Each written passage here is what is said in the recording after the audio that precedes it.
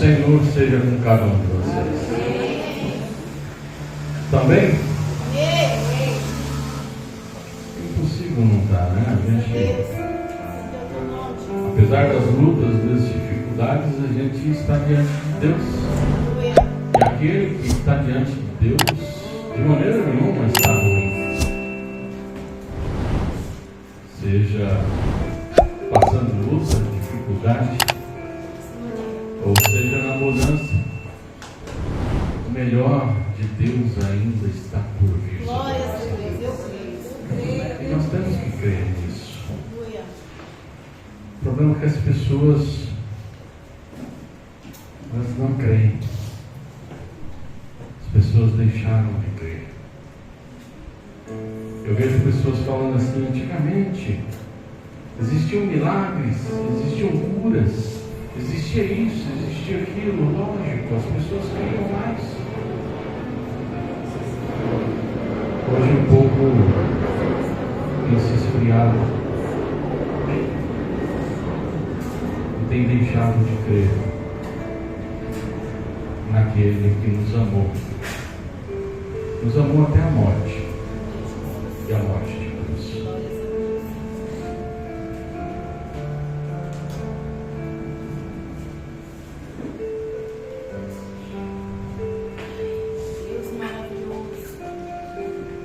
Eu me sinto abençoado por Deus. Ter nascido da maneira que eu nasci, vivido da maneira que eu vivi, sem prognóstico nenhum, sem perspectiva de vida nenhuma. Que Deus olhou para mim e me transformou.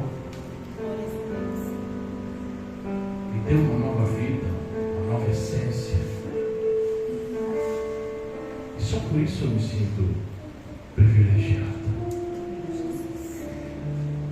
E todos deveriam se sentir da mesma forma.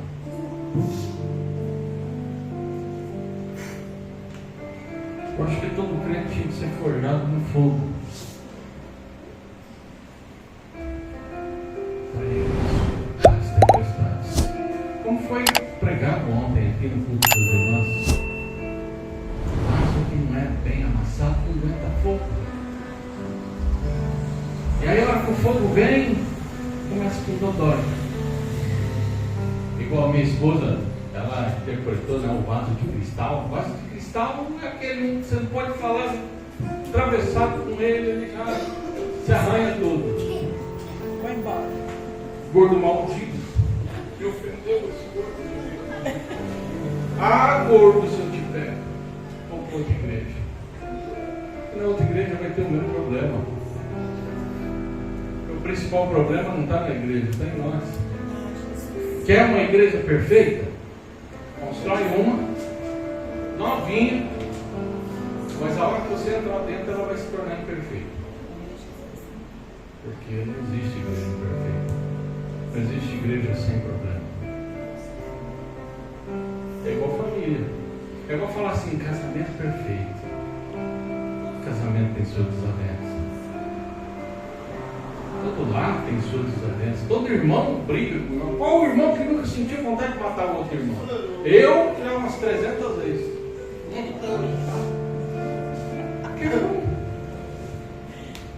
Caim matou Abel.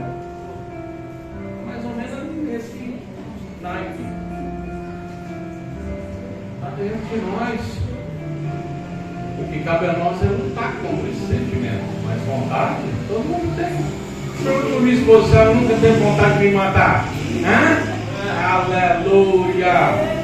Seria falso se falasse que não. Pergunta para mim se eu nunca quis matar. Acho que já.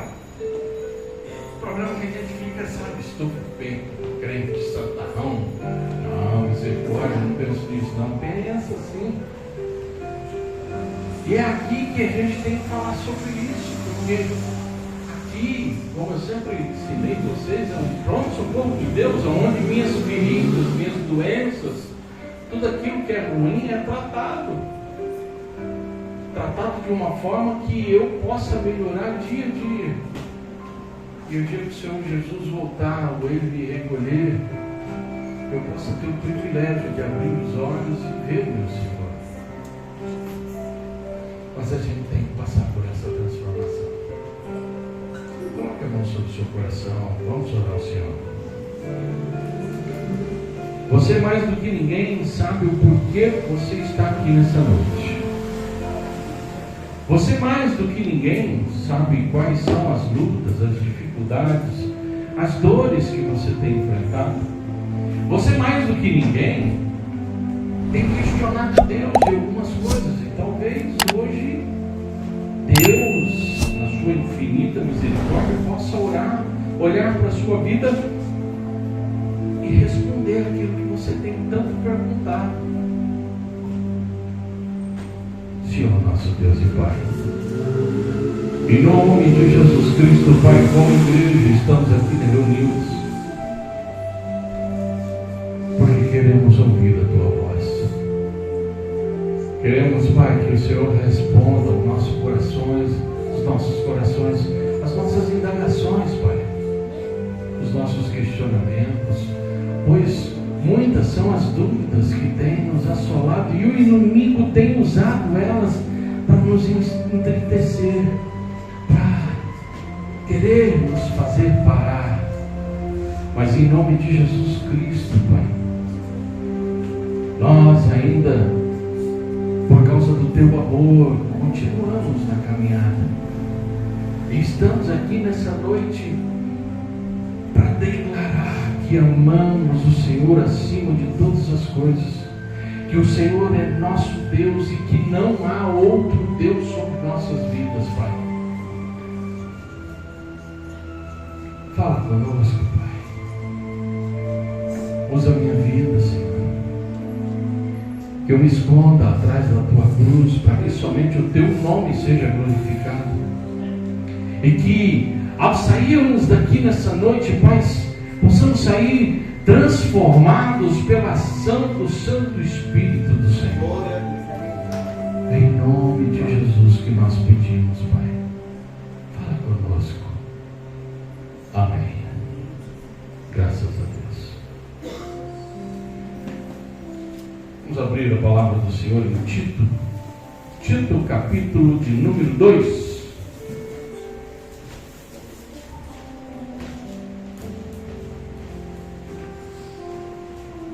Tito, capítulo de número 2.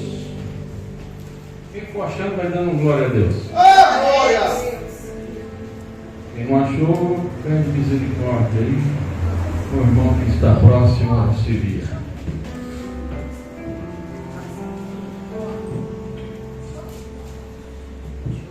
Tito, capítulo de número 2, versículo de número 11. Aleluia. Eita glória.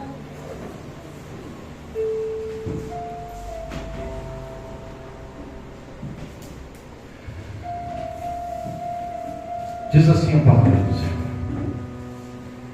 porquanto a graça de Deus se manifestou salvadora a todos os homens.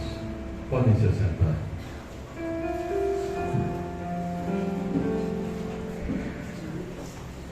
Aqui nesse trecho de Tito, a graça aqui mencionada em grego, chari ou chari, como alguns costumam dizer, mas a pronúncia mais perto do que se conhece é chari. Ela significa favor, algo que nos foi dado sem nós merecermos, algo que não era nosso e foi ofertado. Você já se imaginou vivendo num mundo em que tudo tem um preço? Nós estamos perto disso, onde cada favor, onde tudo aquilo que é feito para você tem que ser pago de alguma forma.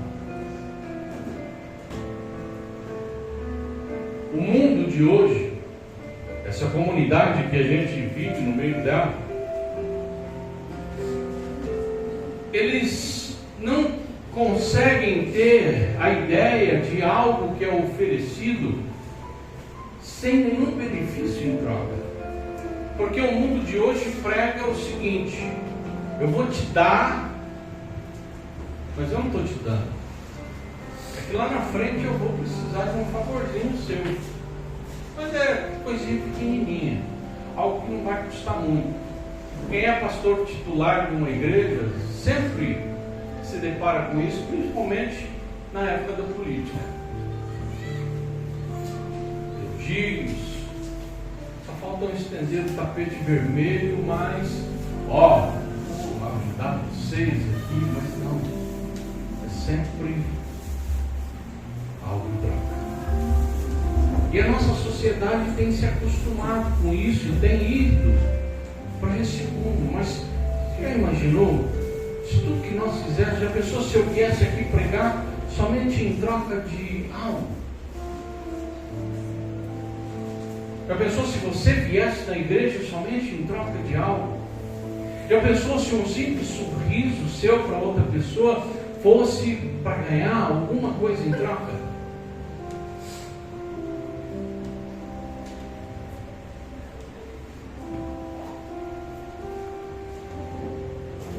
Sendo humano, às vezes a gente sente a necessidade de obter favores.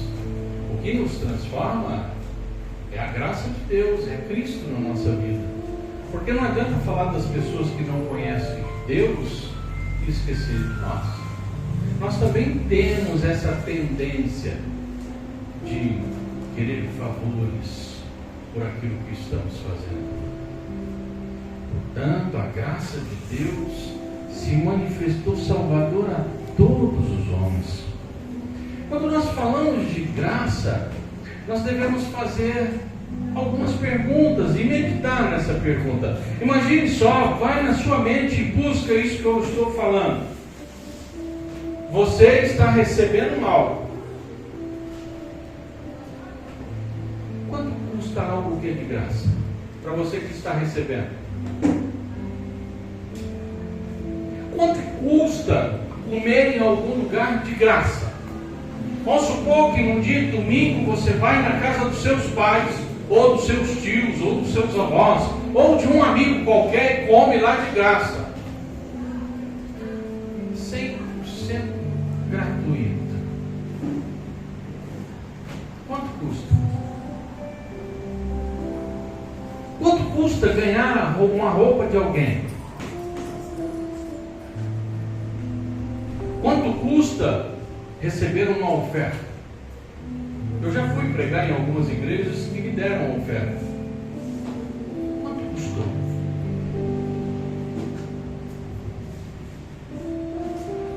Agora se imagine você do outro lado oferecendo aquilo. Quanto custa oferecer algo para alguém? Quanto custa alimentar uma pessoa gratuitamente? Quanto custa vestir uma pessoa? Quanto custa ofertar para uma pessoa?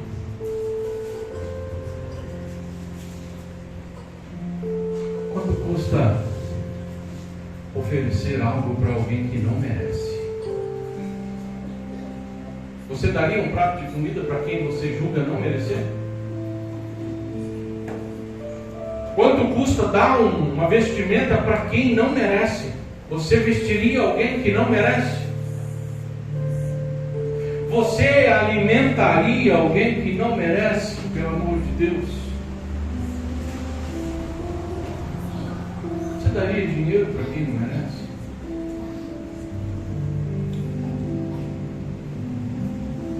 Em Tito capítulo 2, versículo 11, nós somos confrontados a uma realidade totalmente contrária daquilo que nós às vezes pensamos.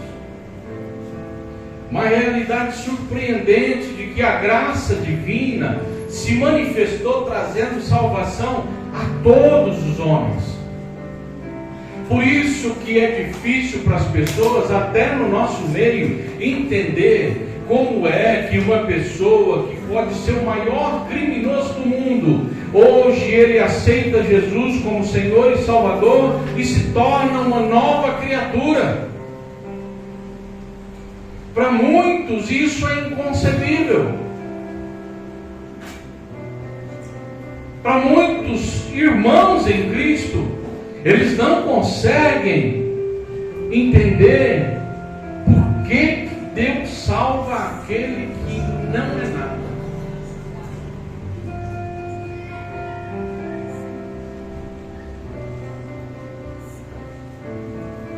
A ideia da graça foge do nosso entendimento. Como é que Deus, sendo quem Ele é, pode olhar para criaturas desprezíveis e amar elas? Como é que Deus pode pegar uma criatura que não tem valor nenhum para nós e abraçar ela, como o pai abraçou o filho pródigo?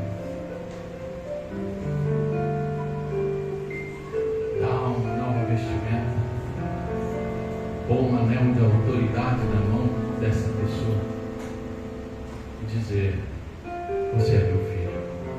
Como pode? Qual é o significado e o impacto dessa graça na nossa vida, na minha vida?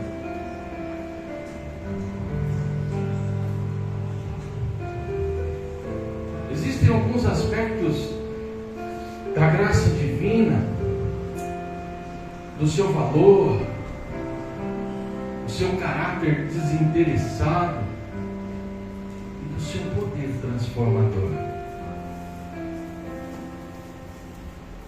A mensagem central da graça, se você estuda toda a Bíblia Sagrada,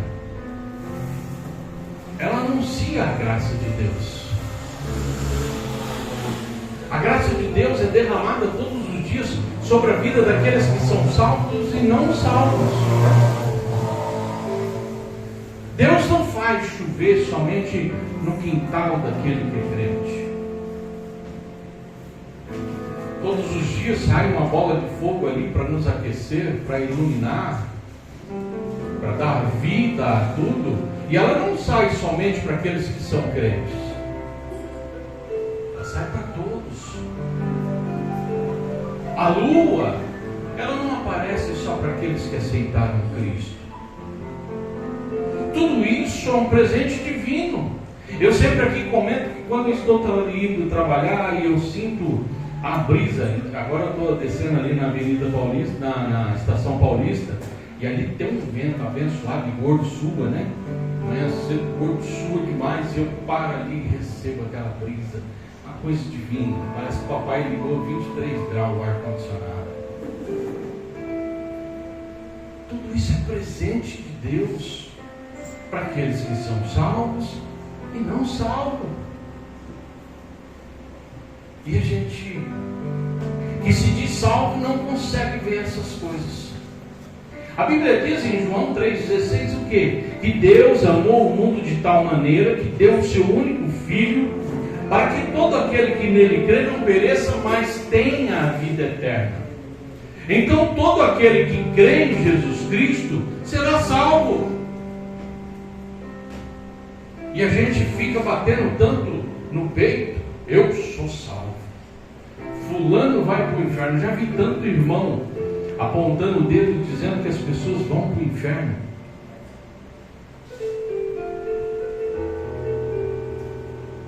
Primeiro quesito para se ser salvo: crer no Senhor Jesus e ser salvo tu e a tua casa. Hoje em dia é difícil isso. Quando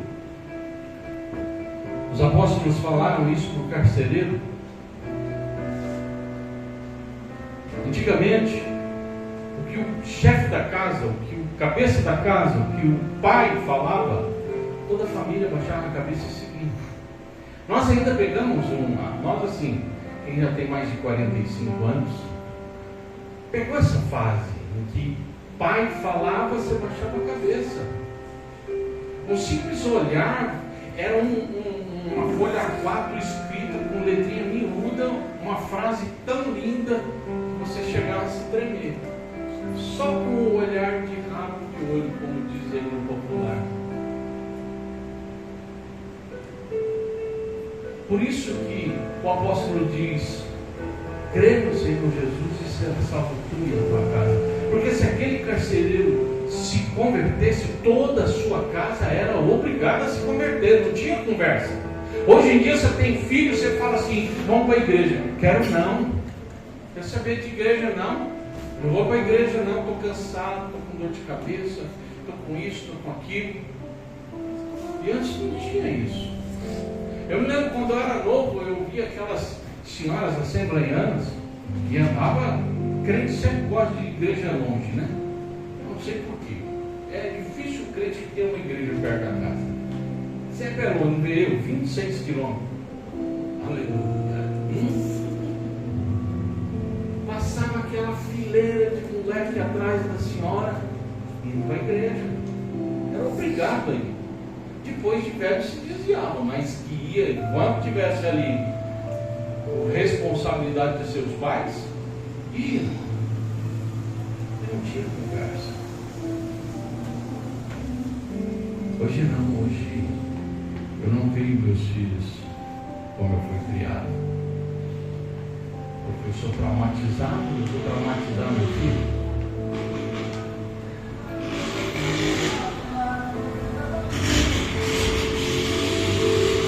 Deus,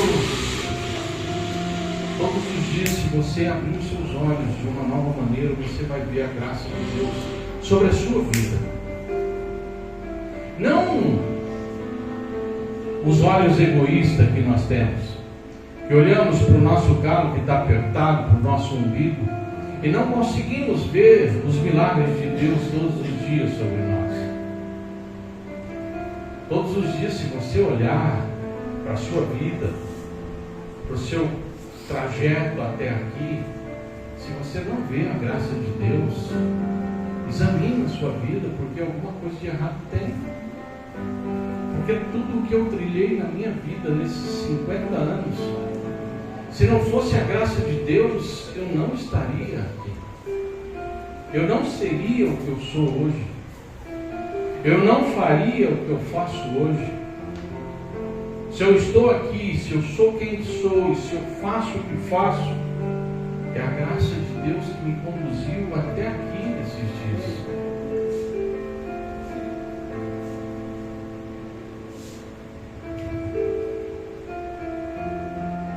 Quando nós olhamos para o valor da graça, a maioria dos cristãos não consegue valorizar isso.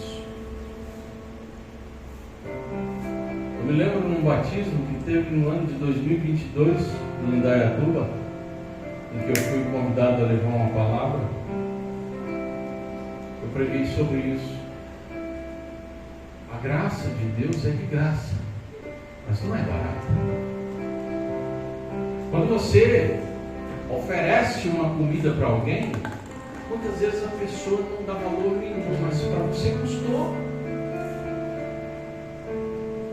Custou o seu tempo, custou o seu carinho de fazer ali, de cozinhar, custou o seu dinheiro para comprar aquele alimento. Então não importa se você ofertou arroz puro, mas se foi o seu melhor, a pessoa tem que valorizar. Se você ofereceu uma roupa melhor que você tinha, porque era aquilo que você tinha na hora, a pessoa tem que valorizar. E nós, como cristãos, recebemos a graça de Deus e não temos valorizado essa graça, porque não entendemos o quão valorosa ela é. A gente olha de uma forma banal para o sacrifício de Cristo e não consegue mensurar o quanto Ele sofreu para chegar até aquele ponto em que Ele grita: Tetelestai, está consumado. Eu cumpri todas as coisas que eram preditas para que o teu povo tivesse liberdade.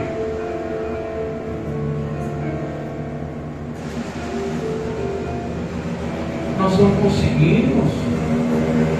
E muitos de nós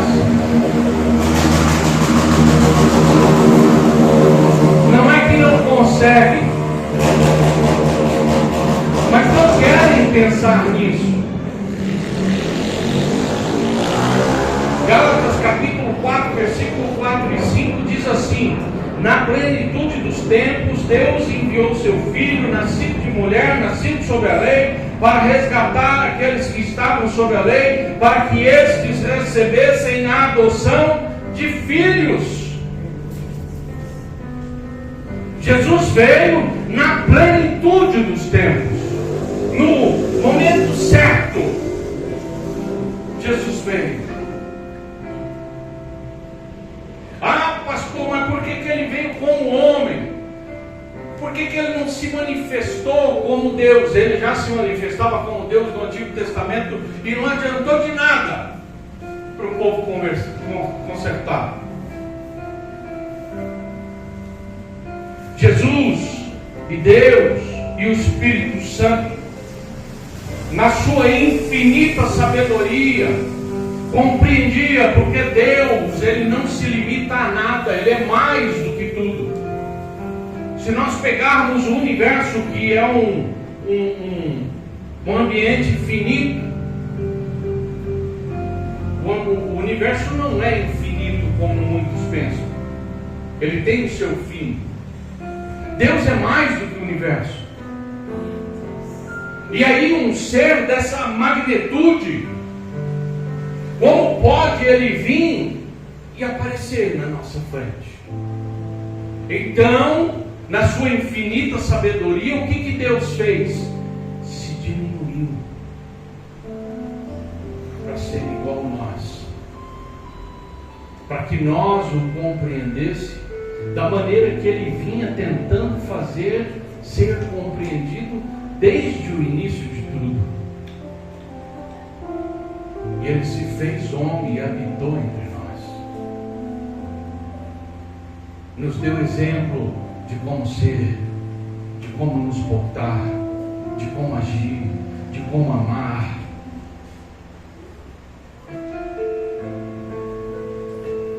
No Evangelho de João, capítulo 17, versículo de número 3, Jesus diz assim na sua oração sacerdotal: e a vida eterna é esta, que te conheçam a ti como o único Deus verdadeiro e a Jesus Cristo, a quem enviastes.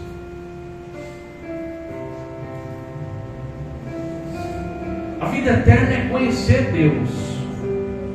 E eu já expliquei que muitas coisas da Bíblia nós não podemos pensar com o nosso pensamento ocidental, nós temos que pensar com um pensamento oriental, onde conhecer o povo oriental não tem nada ligado a aprender. As pessoas acham que a vida eterna é aprender com Deus, e não é. A vida eterna é conhecer a Deus, é ter experiência com Ele, é se relacionar com Ele, é ter intimidade com Ele. Essa é a vida eterna.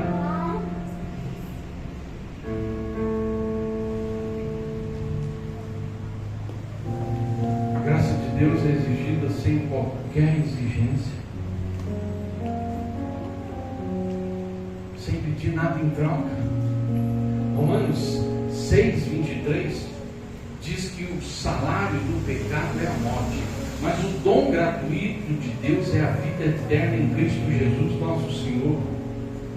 Romanos 3, 23 diz que todos pecaram e destituídos estão da graça de Deus.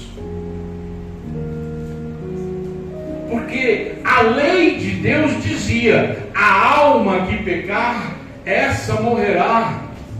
Então as pessoas acham que quando Jesus voltar, ou no fim de todas as coisas, vai ter um julgamento. Não, vai ter a sentença, a promulgação da sentença, porque aqueles que não têm Jesus já estão condenados. Nós nascemos numa condição qual? Condenados à morte. Já foi dada a sentença, porque a lei de Deus diz: a alma que pecar, essa morrerá.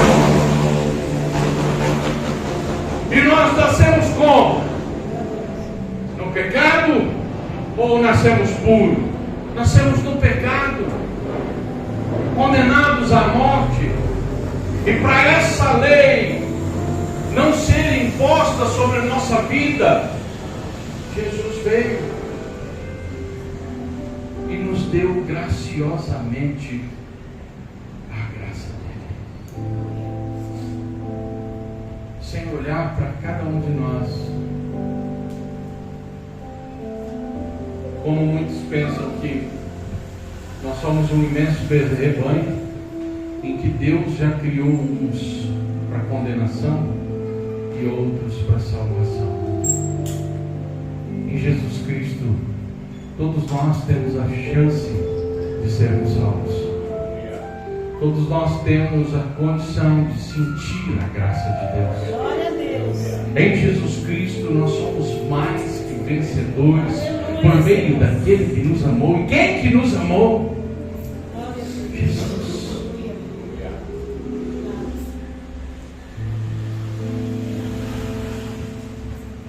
Mas eu te faço uma pergunta.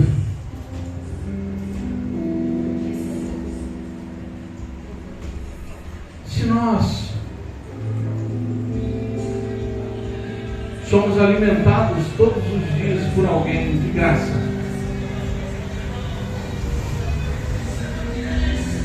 porque quando melhoramos, nós não alimentamos aqueles que têm fome? Se eu ganho roupa todos os dias, por que quando eu melhoro eu não visto aqueles que não têm?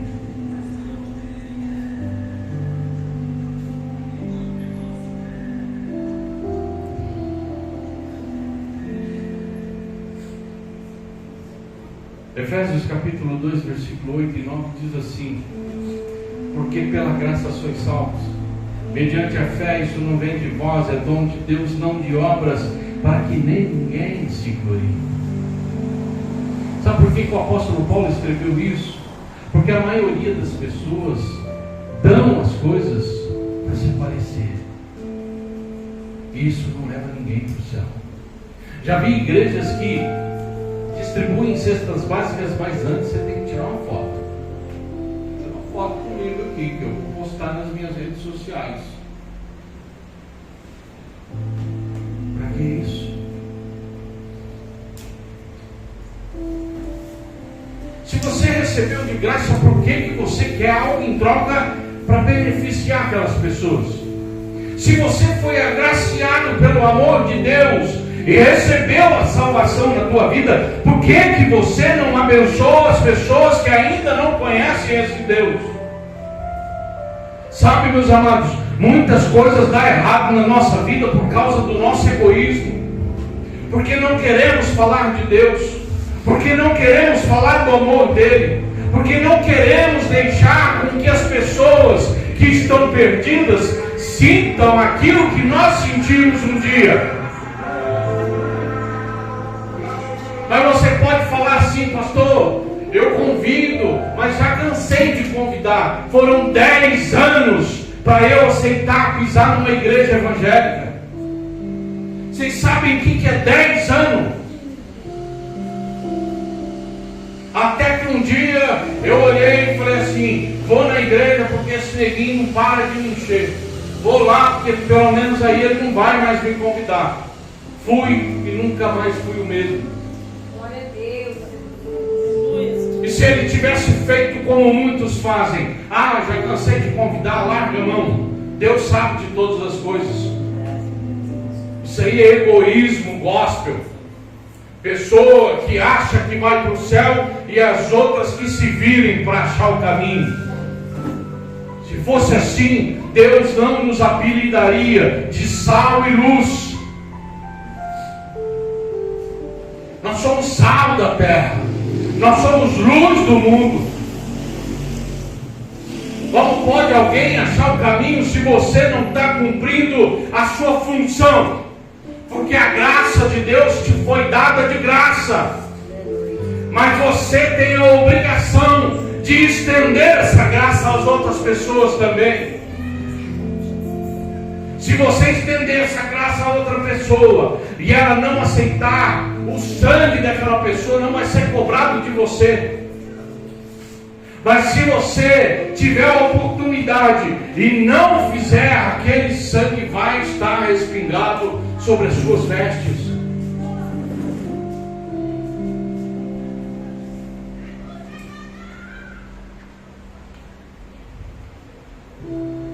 Jesus fez tudo com excelência para nós. Por que não somos capazes de fazer com excelência para Ele também? Sabe aquela pessoa que é alimentada sempre? E quando ela vai fazer, ela faz de qualquer jeito. Só porque se sente obrigada. Está cheio de gente assim. As coisas para Deus não podem ser feitas de qualquer jeito. Muda o seu pensamento. Começa a fazer as coisas com excelência para Deus. Começa a servir os seus irmãos com excelência. E você vai ver se sua vida não muda. Você vai ver se as coisas não começam a tomar um novo norte. Você vai ver se você não vai ver e sentir as bênçãos de Deus ser derramadas sobre você todos os dias. Porque a graça de Deus nos constrange a ser melhores. Eu não consigo me imaginar frequentando igreja por frequentar. Eu não consigo me imaginar pregando só para crente. Porque teoricamente nós somos salvos. E aqueles que não são? Onde eles estão? Por que eles não estão enxergando a luz do mundo? E a luz do mundo somos nós. Porque já não sou eu que vivo, é Cristo que vive em mim. E se Cristo vive em mim, a luz de Cristo resplandece através da minha vida. O que você tem sido? Porque a graça de Deus também foi te dada. O que você tem dado para as pessoas? Você tem valorizado aquilo que te deram? Porque se você não valorizar, as pessoas também não valorizam. Dê valor no sacrifício de Cristo. Se coloque no lugar de Cristo, porque tudo que Ele passou era para nós passarmos. Você já tentou se colocar no lugar de Cristo? Eu não aguentaria uma chicotada. Eu tive chance de ser traficante. Eu não fui porque eu tinha medo da borracha dos homens. Eu tinha um pavor daquela borracha. E não fui. Imagina eu no lugar de Cristo amarrado no tronco para ser açoitado. E Cristo passou tudo isso porque Ele te ama. Porque Ele te ama. Os problemas da nossa vida é fáceis de ser resolvidos. É só a gente mudar um pouquinho as nossas atitudes, a nossa maneira de pensar, as nossas decisões. A maioria, 80% das nossas decisões são tomadas em meio à emoção. Com emoção não adianta você decidir nada. Tudo tem que ser decidido na razão.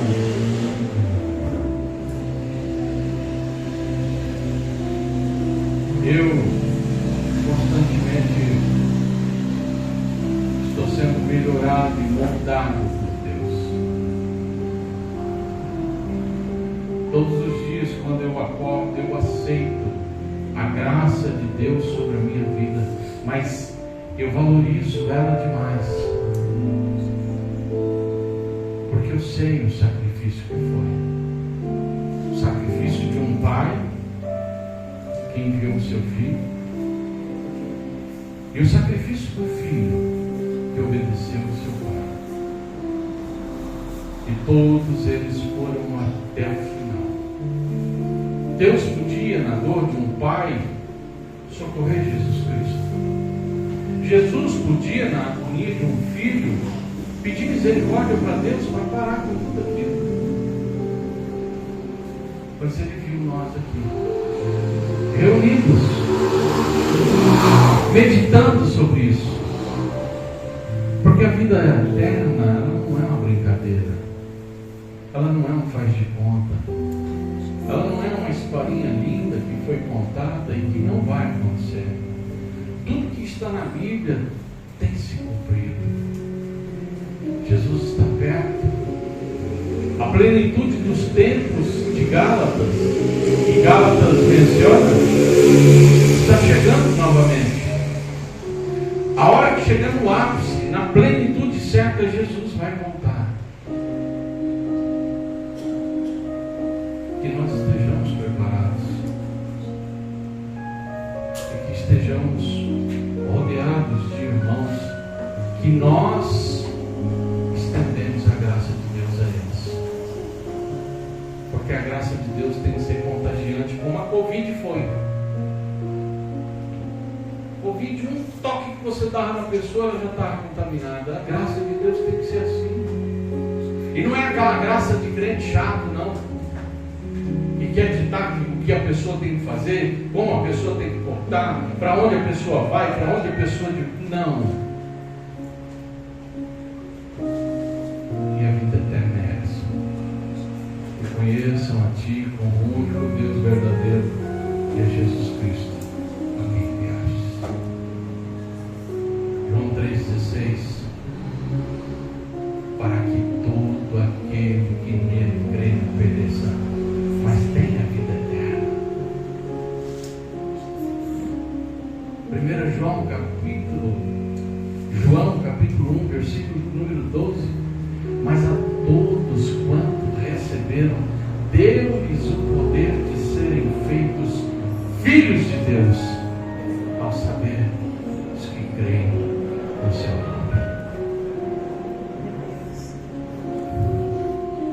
Que é algo tão fácil.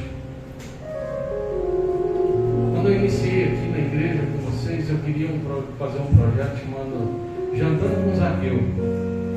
Um sábado por mês eu ia fazer uns panelaços de comida e ia convidar os andarilhos, gente drogada, esse pessoal que ninguém dá valor. Ia chamar eles aqui para dentro da igreja para alimentá-los e pregar uma palavra. Mas eu não vi entusiasmo nas pessoas, eu desisti. Quanta pessoa necessitada da comida divina está aí fora. E a gente dentro da igreja brincando de ser crente. Cumpra o teu papel. O teu papel é falar do amor de Deus para todas as pessoas, independente de quem seja. Se vai desfazer, não ligue. Se vai ouvir, não ligue. Quem convence é o Espírito Santo, não somos nós. O dia que você começar a agir dessa forma, 80%, eu troco meu nome se isso não acontecer, 80% dos seus problemas vão ser sanados, porque você vai estar cumprindo o seu papel diante de Deus, e automaticamente Deus vai te abençoar. Buscar em primeiro lugar as coisas do reino e a sua justiça, e as demais coisas serão acrescentadas. Que Deus acrescente mais e mais graça na sua vida, para que automaticamente você derrame essa graça sobre as pessoas que estão à sua volta. Que Deus abençoe cada um.